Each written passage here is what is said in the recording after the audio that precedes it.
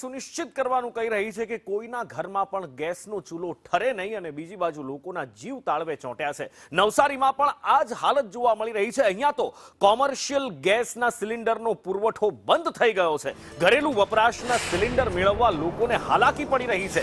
Cylinder બુકિંગની system ઠપ થઈ ગઈ છે અને લોકો હેરાન પરેશાન છે। એજન્સી સંચાલકો પાસે પણ પૂરતો જથ્થો નથી તો એ લોકોને ક્યાંથી આપશે? એ કહી રહ્યા છે કે ઉપરથી જ બાટલા નથી આવતા તો અમે કોને કેવી રીતે આપીએ?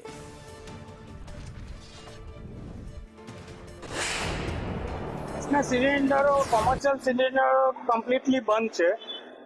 ઘરના ઘરેલું જે ગેસ વપરાશના સિલિન્ડરો છે તે બુકિંગ કરાવી અને ઓટીપી આપી અને ડિલિવરી મળે છે। એમાં કોઈ પ્રોબ્લેમ નથી, જે એમાં સપ્લાયનો કોઈ પ્રોબ્લેમ નથી, પણ અત્યારે સિસ્ટમ એક સાથે એક્ટિવેટ થઈ જવાથી જલ્દી બુકિંગ થતા નથી અને બુકિંગ થતા નથી એને લીધે તરત એમને ડિલિવરી મળી શકતી નથી। પણ એ બી મને લાગે ત્યાં સુધીમાં જો સિસ્ટમ ઇમ્પ્રૂવ થઈ જશે તો ઘરેલું સિલિન્ડરમાં કોઈ તકલીફ અત્યારે આવે એવી લાગતી નથી। નવસારી જિલ્લા સહિત સમગ્ર રાજ્યમાં ગેસ સંકટ ઊભું થયું છે ત્યારે સીધા જ દ્રશ્યો હું આપને બતાવવા માંગીશ। દ્રશ્યોમાં આપ જોઈ રહ્યા છો એ પ્રમાણે એક ગેસ એજન્સીની કચેરીના દ્રશ્યો છે જ્યાં લોકો જે છે અહીંયા ગેસ સિલિન્ડરના બુકિંગ માટે ભીડ લગાવીને ઊભા રહ્યા છે, પરંતુ તેમને ગેસ સિલિન્ડર ક્યારે મળશે તેનો હજી કોઈ જવાબ એમને નથી મળી રહ્યો। લોકો પ્રશ્ન કરી રહ્યા છે કે ગેસ સિલિન્ડર ક્યારે મળશે? ગેસનો સપ્લાય સિલિન્ડરનો ચાલુ છે,